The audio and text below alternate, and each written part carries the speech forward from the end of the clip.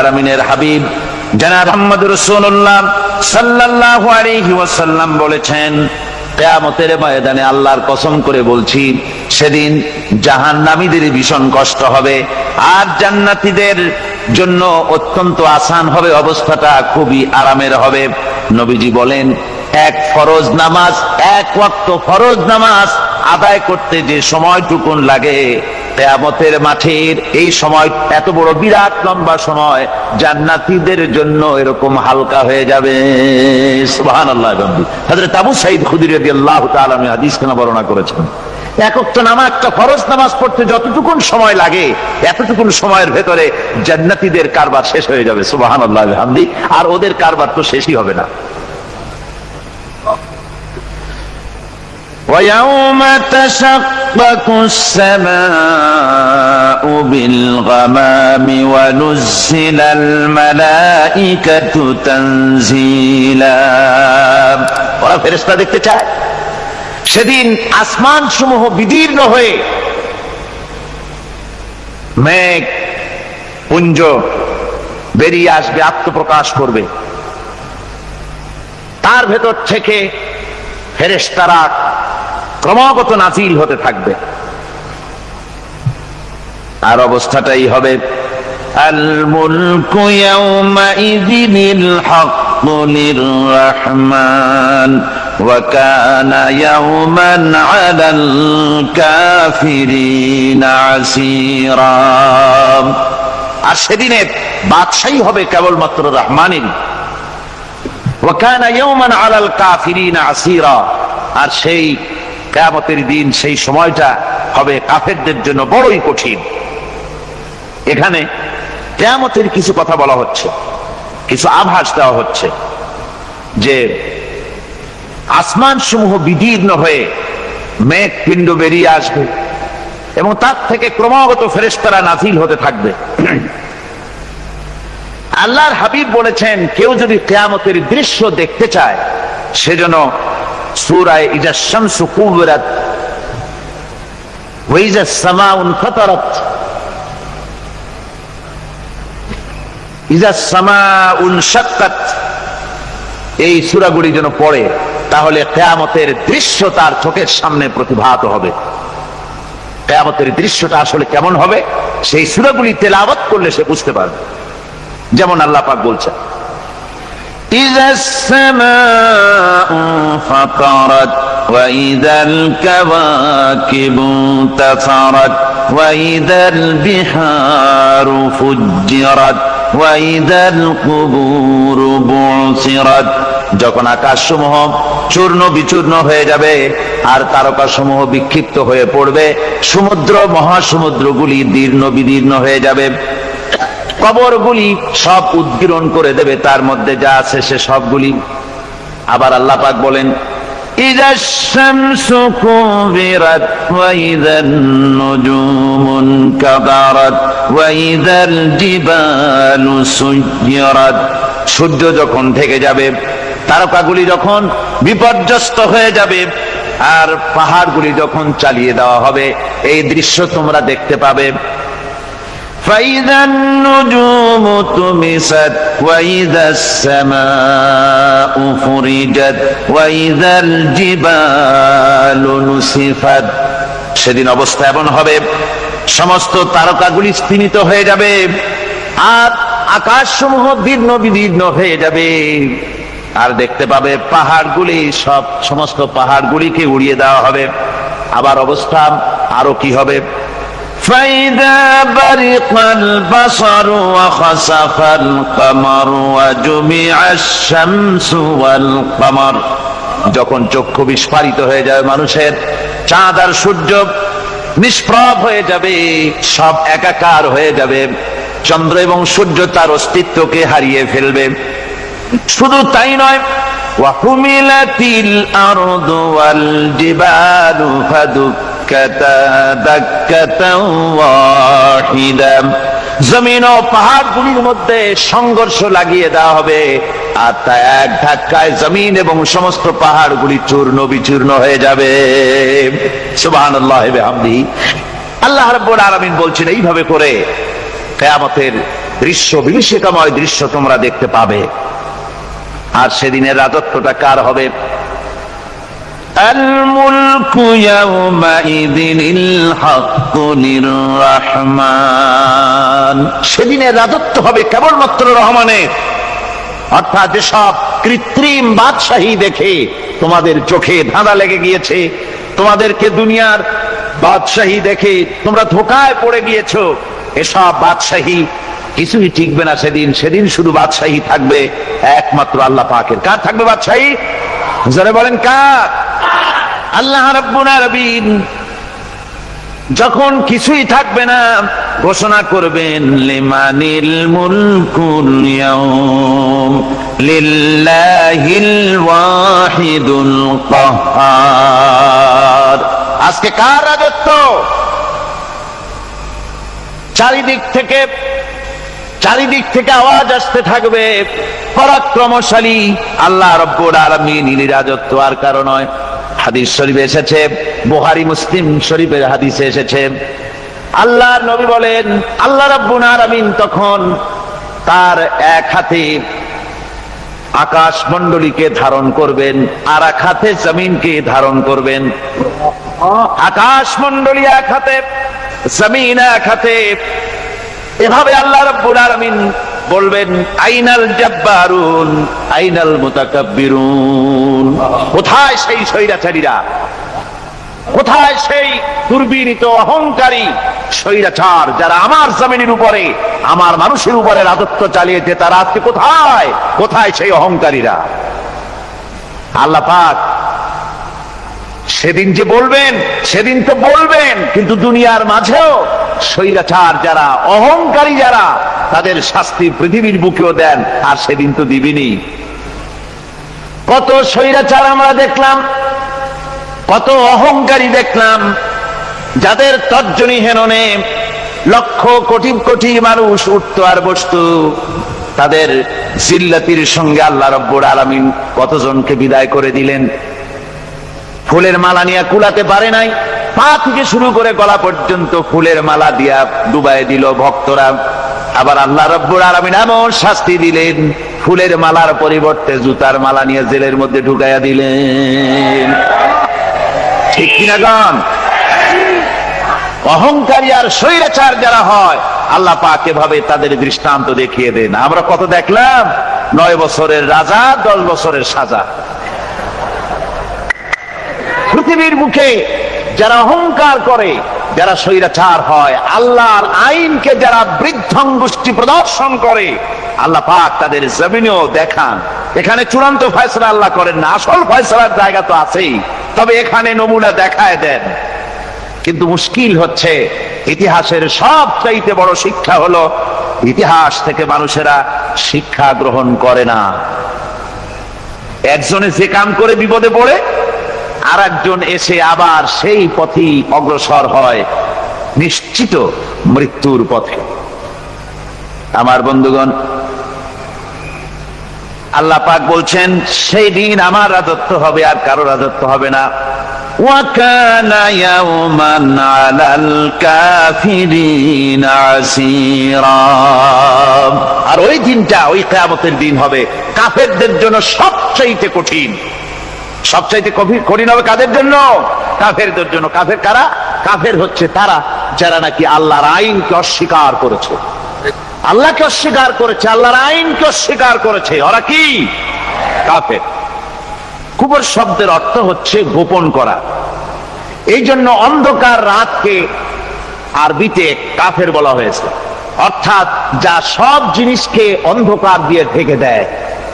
তো কুফর হচ্ছে সেই জিনিস যা মহাসত্যকে ঢেকে দেয়, সত্যকে, মহাসত্যকে ঢেকে দেয় যে জিনিস, সেটাকে কুফর বলা হয়। আর এই কাফের অন্ধকারে ঘুরে মরে, সে কোন আলোর খোঁজ পায় না। আল্লাহ রাব্বুল আলামিন বলেন, কাফেরদের কথা এখন শোনাচ্ছেন আল্লাহ পাক, ওয়াল্লাযীনা কাফারু আউলিয়াউহুমুত তাগুতু ইউখরিজুনাহুম মিনান নূরি ইলায যুলুমাত। যারা কাফের, যারা কুফরি অবলম্বন করেছে, তাদের সাহায্যকারী আর পৃষ্ঠপোষক হচ্ছে তাগুত। তাগুত বলা হয় সেই শক্তিকে যে শক্তি শুধু নিজেই আল্লাহর আইন অমান্য করে বসে থাকে না, বরং অন্যদেরকেও আল্লাহর আইন অমান্য করতে বাধ্য করে। ওদেরকে আরবিতে কি বলা হয়? তাগুত বলা হয়। আর এই তাগুতি শক্তি, এই তাগুত হয় তার সাহায্যকারী, যা তাকে আলো থেকে টেনে অন্ধকারের ভেতরে নিয়ে যায়। আর কাফের হচ্ছে আল্লাহ পাকের ভাষায়, অর্থাৎ কোরআনের ভাষায় কাফের হচ্ছে সবচাইতে নিকৃষ্ট প্রাণী, সবচাইতে নিকৃষ্ট জীব, মহাসত্যকে যারা অস্বীকার করেছে, যারা আল্লাহকে মানে না, যারা আল্লাহ কোরআনকে মানে না, যারা ইসলামকে স্বীকার করে না, তারা সবচাইতে নিকৃষ্ট প্রাণী। আল্লাহ রাব্বুল আলামিন বলেন, ইন্না শাররাদ দাওয়াবি ইনদাল্লাহিল্লাযীনা কাফারু ফাহুম লা ইউমিনুন। নিশ্চয়ই আল্লাহর জমিনে সব বিচরণশীল জীব যত আছে, আল্লাহ বলছেন আমার জমিনে বিচরণশীল জীব যত আছে তার মধ্যে সবচাইতে নিকৃষ্ট প্রাণী হলো যারা ঈমান আনে নাই, যারা বিশ্বাস করেন আমি আল্লাহকে, যারা পরকালকে বিশ্বাস করে নাই, যারা কোরআনকে বিশ্বাস করে নাই, যারা ইসলামকে বিশ্বাস করে নাই, পৃথিবীর মধ্যে তারা সবচাইতে নিকৃষ্টতম প্রাণী। আল্লাহ বলেন শুধু নিকৃষ্ট জনক, নিকৃষ্ট প্রাণী বললেই সারে না, এরা হলো চতুষ্পদ জানোয়ারের মতো। কে বলতেছেন? আমি বলছি না, কিন্তু আল্লাহ পাক বলতেছেন চতুষ্পদ জানোয়ারের মতো কাফেরেরা। وَمَثَلُ الَّذِينَ كَفَرُوا كَمَثَلِ الَّذِي يَنْعِقُ بِمَا لَا يَسْمَعُ إِلَّا دُعَاءً وَنِدَاءً। এই কাফেরদের দৃষ্টান্ত হচ্ছে সেই রাখালের মতো, যে রাখাল তার পশুদেরকে ডাকে, আর ওই পশুরা একটা ডাক শোনে মাত্র, কিন্তু কি যে বলে তা তো পশুতে বোঝেন। কথা বুঝতে পেরেছে? সুম্মুন বুকুমুন উমিয়ুন ফাহুম লা ইয়াকিলুন। এরা বোবা, এরা বধির, এরা অন্ধ, এ কারণেই কোনো কথা বোঝে না। এরা চতুষ্পদ জানোয়ারের চাইতেও নিকৃষ্ট। যাদেরকে আমি আল্লাহ বলেন, যাদেরকে আমি চোখ দিলাম, চোখ থাকতে হক দেখলো না, সব দেখলো। হক দেখে নাই চোখ দিয়া, এই চোখ দিয়া সব দেখলো। নারীর সৌন্দর্য উপভোগ করলো, আর নারীর অঙ্গ প্রত্যঙ্গ নিয়ে নানা ধরনের গল্প লিখলো, কবিতা লিখলো, কিন্তু এই সৌন্দর্য যিনি দিলেন তারেও চিনল না। আছে না কত কবি আমাদের দেশে? আমার দেশের সেই কবি জাতীয় পুরস্কার পায় যে কবি নারীর বিশেষ বিশেষ অঙ্গ নিয়ে বেশি করে নির্লজ্জ কবিতা লিখতে পারে, ওই হলো সবচেয়ে বড় কবি। আমার বন্ধুগণ, একজন বুজুর্গ ব্যক্তি তিনি পথ দিয়ে যাচ্ছিলেন, তো সে পথে এক সুন্দরী যুবতী মেয়েকে দেখে সেই যুবতী মেয়ের দিকে এই বুজুর্গ ব্যক্তি এক নজরে তাকায় আছে। তখন এই ঘটনাটাকে কবি এভাবে লিখতেছেন সাজায়, একদা সুখদায়ক প্রমোদা বদন দর্শন করিব ঝরিল নয়ন, হেসে কহে সে রূপসী সবিস্ময় মন, কহ দেখি মহাশয় কহ কি কারণ, বিষয় বিরাগী তুমি ভুবনে প্রচার, কি হেতু জন্মিল তব মানস বিকার, সামান্য ললনা রূপ করি দর্শন, উচিত না হয় তব অশ্রু বরিশন। বুজুর্গ ব্যক্তি ওই মহিলার দিকে তাকিয়ে তাকিয়ে কাঁদতেছেন। সুন্দরী মহিলা বলেন, আল্লাহর বুজুর্গ বান্দা, আপনি এলাকার ভিতরে বুজুর্গ এবং পীর হিসাবে, বুজুর্গ ব্যক্তি হিসাবে আপনি বিখ্যাত। আজকে আমাকে এখানে দেখে আপনি আমার দিকে তাকায় আমার রূপ উপভোগ করতেছেন আর কাঁদতেছেন। আপনার মতো সংসার বিরাগী মানুষ আমার মতো একটা সুন্দরী মেয়েকে দেখে এভাবে কাঁদা ঠিক না। বুজুর্গ ব্যক্তি বলছেন, হেসে কহিলাম বালে করহ শ্রবণ, নেত্র ঝরে তবু হেতু ভেব না এমন, যে শিল্পী রচিল ওই সুধাংশু বদন, তাহার তরে ছড়ে নেত্র নয়নে জীবন। আল্লাহর বান্দি, আমি তোমাকে দেখি কান্দি না, আমার চোখে পানি বেরিয়ে গেছে। তোমারে দেখে আমি মনে মনে ভাবলাম, এত সুন্দর করে যিনি মানুষ বানিয়েছেন, না জানি ওই আল্লাহ রব্বুল আলামিন কত বড় সুন্দর। আমার ভাইরা, সুতরাং চোখ থাকতে ওরা আল্লাহ রাব্বুল আলামিনের কুদরত ওরা দেখে নাই, কান থাকতে কোরআনের আওয়াজ ওদের কানের মধ্যে ঢোকে নাই, বিবেক থাকতে আল্লাহর দ্বীনকে বুঝতে পারে নাই, চিন্তা করতে পারে নাই। আল্লাহ রাব্বুল আলামিন বলেন, উলাইকা কাল্লানাম, এরা হলো চতুষ্পদ জানোয়ার, বালহুম আদাল, শুধু জানোয়ার না, জানোয়ারের চাইতেও নিকৃষ্ট। এমনই জানোয়ার, আল্লাহ বলেন শুধু জানোয়ার না, জানোয়ারের মতো শুধু খায় জনমের মতো। ওয়াল্লাযীনা কাফারু ইয়াতামাত্তাউনা ওয়া ইয়াকুলুনা কামা তাকুলুল আনআম। এই কাফেরগুলির কাম শুধু ফুর্তি করা, গান বাজনা, নাটক, গল্প, এই সব কাজ তাদের। নামাজ নাই, রোজা নাই, আল্লাহর চিন্তা নাই, তাহাজ্জুদ নাই, পরহেজগারি নাই, শুধু গান আর নাচ। দেখেন না ফুর্তি। এই যে 1 জানুয়ারি রাত 12টার সময় আমার ঘুম ভেঙে গেল, এই যেখানে আমি ছিলাম, বিকট আওয়াজ। আমি মনে করলাম পাশের বাড়ি বুঝি ডাকাত পড়ছে। পরে বাড়িওয়ালা আমাকে বললেন যে ডাকাত না, বোধহয় এই নিউ ইয়ার সেলিব্রেট হচ্ছে, নতুন বৎসর উদযাপন হচ্ছে, বোমা দিয়ে শহরবাসীর আরামের ঘুম হারাম করে এগুলি করা হচ্ছে। এ তো গেল 1 জানুয়ারি। আর যখন আমাদের নিজেরটা যখন আসে, অর্থাৎ 1 বৈশাখ, তখন দেখছেন অবস্থা 1 বৈশাখে। এবছর আমাদের দেশে 1 বৈশাখে ঢাকায় যে দৃশ্য আমি টিভির মধ্যে দেখলাম, তাতে আমার মনে হয়নি যে 12 কোটি মুসলমানের দেশে রাজধানীতে এই দৃশ্য হচ্ছে। আমার মনে হচ্ছিল এটা বুঝি কলকাতা অথবা অন্য কোনো শহর হবে। আমি দেখলাম সমস্ত যুবক যুবতী, নারী পুরুষ, বিভিন্ন বয়সের লোক সব একসঙ্গে রাস্তায় নেমেছে, নাচতেছে। তার মধ্যে বুদ্ধিজীবী আছে, শিক্ষিত লোক আছে, সমানে নাচতেছে। আর তাদের মুখোশ পরা, বানরের মুখোশ, কুকুরের মুখোশ, শূকরের মুখোশ, ঘোড়ার মুখোশ, পাপী শিয়ালের মুখোশ, এই মুখোশ পরে এভাবে নাচতেছে। আমি চিন্তা করলাম, নববর্ষের সাথে কুত্তার মুখোশের সম্পর্ক কি?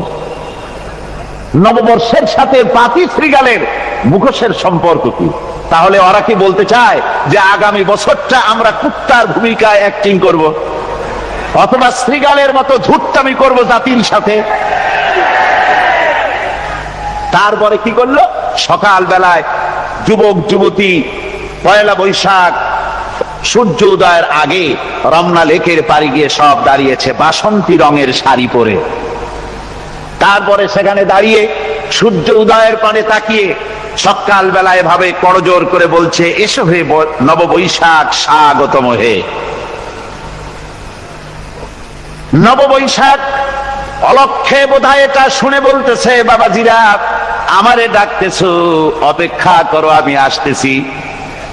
আমারে ডাকতেছো, আমি আসতেছি, কোমরে গামছা বেঁধে আসতেছি, 225 মাইল স্পিডে আসতেছি, 30 ফুট উঁচু জলোচ্ছ্বাস নিয়ে আসতেছি, নববৈশাখের মজা সাত চাকায়। আমার ভাইরা, মুসলমান নববর্ষ উদযাপনের সাথে মুসলমানের কিসের সম্পর্ক? মুসলমান যদি এই দিন উদযাপনই করে, তাহলে তাকে করতে হবে ফজরের নামাজ পড়বে।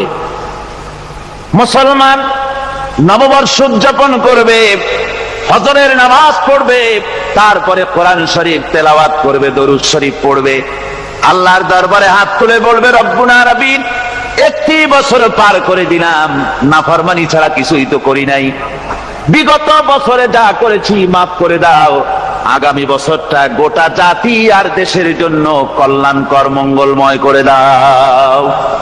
এটাই তো বলা উচিত ছিল নাকি? বলে তা না করে, তা না বলে, বৈশাখের পরিচালককে না দেখে সরাসরি বৈশাখকে আহ্বান করা হয়েছে, আর বৈশাখ আহ্বান করার মজা জনমের মতো দেখাই দিয়েছে। আল্লাহ রাব্বুল আলামিন তাই বলেন, কাফেররা তাদের কাজ হলো শুধু খাওয়া, তারা এমন খাওয়া খায় জনমের মতো খায়। ইয়াকুলুনা কামা তাকুলুল আনাম, জানোয়ারে যেমন খায় ওই রকম খায়। তার মানে খায়, একটু বিসমিল্লাহ কয় না, খায়া যখন ছেড়ে দেয় তখন আলহামদুলিল্লাহ বলে না, বাহাত দিয়ে খায়, আবার বাহাত দিয়ে খায়। ডাব একটা কাটলো, বিসমিল্লাহ নাই, খাইলো, 2-4 ঢোক খাইয়া পুরা ডাবটার ফেলাই দিল। ডাবটা কি তোমার বাজান তৈরি করছিল নাকি? একটু বিসমিল্লাহ বললা না, একটু শুকরিয়া আদায় করলা। আমি গত এই ডিসেম্বর গেল, ডিসেম্বরের 16 তারিখ আমেরিকা থেকে এসছে।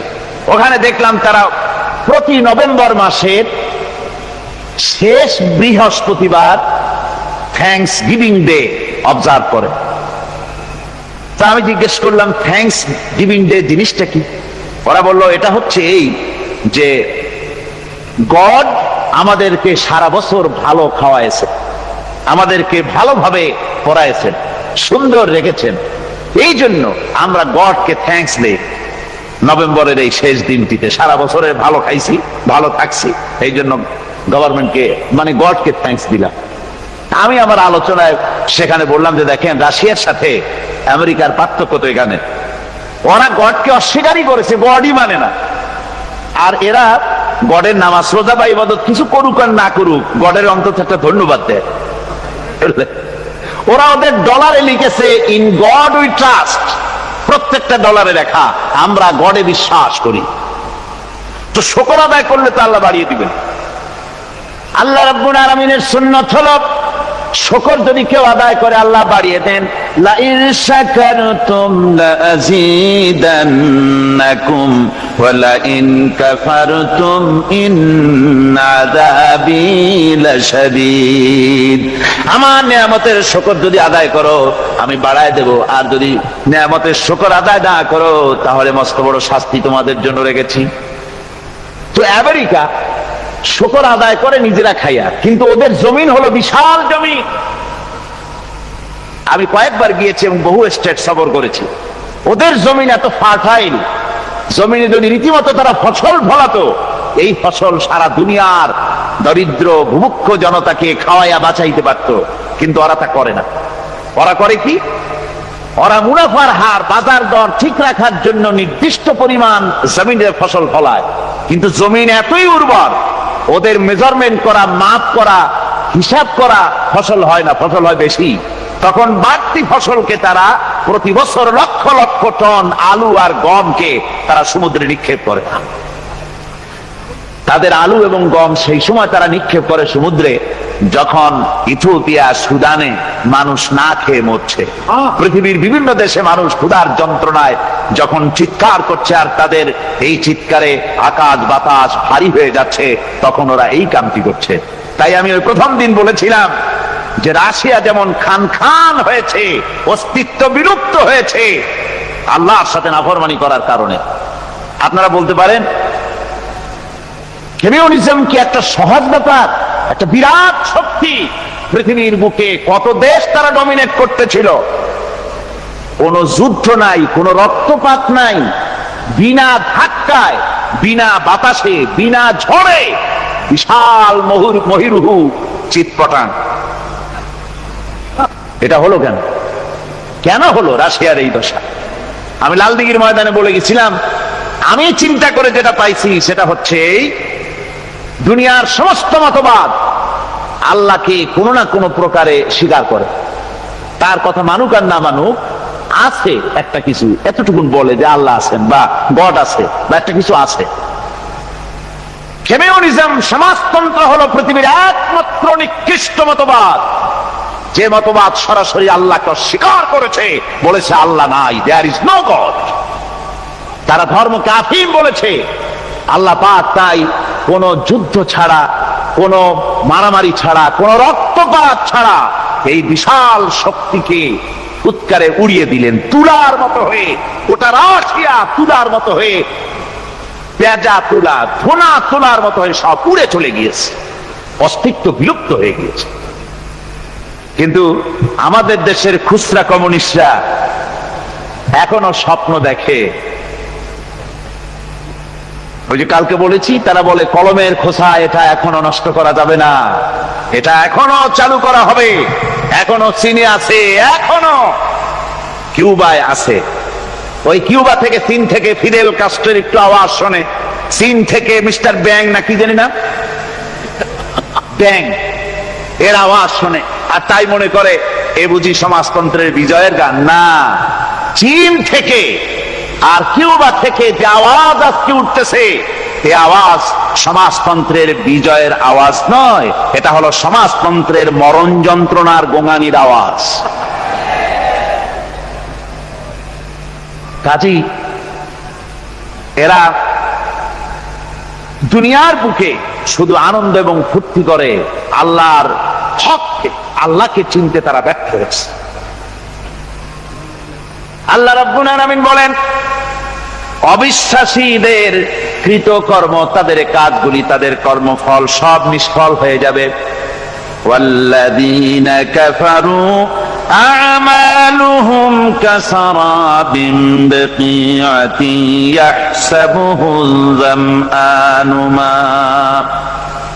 আল্লাহ পাক বলেন, কাফের যারা, অবিশ্বাসী যারা, যারা আমাকে অস্বীকার করেছে, অবিশ্বাস করেছে, তাদের আমলগুলি হলো মরুভূমির মধ্যে মরীচিকার মতো। মরুভূমির মরীচিকা, মানুষ যখন মরুভূমির ভিতর দিয়ে যায়, পানির পিপাসা লাগে, দূরে দেখে পানি চিকচিক করতেছে, আর ওই মরীচিকা যেটাকে সে পানি মনে করেছিল, হাত্তা ইযা জাআহু লাম ইয়াজিদহু শাইআ, যেটাকে সে পানি মনে করে ছুটতেছিল, যখন কাছে গেল, আল্লাহ পাক বলেন কিছুই সেখানে পায় না, শুধু মরীচিকা, বালু আর বালু। এরকম করে যারা আমার দিনকে অস্বীকার করেছে, আমাকে অস্বীকার করেছে, তারা যত ভালো কাজ করুক আর যাই করুক না কেন, তাদের কৃত কর্মগুলি এভাবে সব নিষ্ফল। এ হলো এক কথা। 2 নম্বরের কথা হলো, ওরা মনে করেছিল সমাজতন্ত্র শান্তি দেবে, কমিউনিজম শান্তি দেবে, সোশ্যালিজম শান্তি দেবে, ক্যাপিটালিজম শান্তি দেবে। এই শান্তির চিন্তা করে অগণিত মানুষকে হত্যা করে সমাজতন্ত্রের রাজত্ব যখন কায়েম করলো, 70 বছরও চলে গেল, তারপরে তারা দেখলো হাত্তা ইযা জাআহু লাম ইয়াজিদহু শাইআ, কিচ্ছুই পেল না। তারা ক্ষুধার যন্ত্রণায় মরলো, কাপড় নাই, খাবার নাই। তারা ওই রাশিয়া থেকে, চেকোস্লোভাকিয়া থেকে, যুগোস্লাভিয়া দিয়া, রোমানিয়া থেকে, হাঙ্গেরি এবং পোল্যান্ড আর মঙ্গোলিয়া থেকে, সেখানে সমাজতন্ত্র তাড়াতে আমরা যাই নাই। আমরা সেখানে সমাজতন্ত্রের বিরুদ্ধে তাফসীর করি নাই, ব্যাখ্যা করি নাই, বক্তব্য রাখি নাই। ওই সব দেশ থেকে সমাজতন্ত্র তাড়াইছে কে? কারা তাড়িয়েছে? না না, ওরা নিজেরাই, সেই দেশের জনগণই এটাকে উৎখাত করেছে তাদের জমিন থেকে। আল্লাহ পাক বলছেন, যারা আমার দিনকে, আমার বিধানকে যারা অস্বীকার করবে, তারা এই অস্বীকারী অবস্থায় যদি মৌত হয়, আমার সমাজতন্ত্রী কোনো ভাই যদি এ মাহফিলে থাকেন, কমিউনিস্ট কোনো ভাই যদি এ মাহফিলে থাকেন, তাহলে শুনুন আল্লাহ কি বলতেছেন। আল্লাহ দিনকে, আল্লাহর কোরআন পূর্ণাঙ্গ জীবন বিধান, অর্থনীতি আছে, সমাজনীতি আছে, রাজনীতি আছে, কথা যারা বিশ্বাস করে না, কোরআনকে শুধুমাত্র নামাজ, রোজা, হজ, যাকাত আর বেহেশত দোজখ যারা মনে করে, জীবন ব্যবস্থা মনে করে না, এই অবস্থায় যদি মারা যায়, আল্লাহ রাব্বুল আলামিন বলেন, ইন্নাল্লাযীনা কাফারু ওয়া মাতু ওয়া হুম কুফফারুন উলাইকা আলাইহিম লানাতুল্লাহি ওয়াল মালাইকাতি ওয়ান নাসি আজমাইন। আল্লাহ রাব্বুল আলামিন বলেন, আমাকে অস্বীকার করার অবস্থায়, আমার দ্বীনকে, বিধানকে অস্বীকার করার অবস্থায় যদি মওত হয়ে যায়, তাহলে আল্লাহ, ফেরেশতা এবং তামাম পৃথিবীবাসীর অভিসম্পদ তার উপরে হতে থাকে, লানত হতে থাকে। খালিদিনা ফিহা লা ইউখাফফাফু আনহুমুল আযাবু ওয়া লা হুম ইউনজারুন। এই অভিসম্পদ অবস্থায় তারা সব সময় লিপ্ত থাকবে, না তাদের আযাবকে কমায় দেওয়া হবে, আর না তাদের কোন রকম অবকাশ দেওয়া হবে।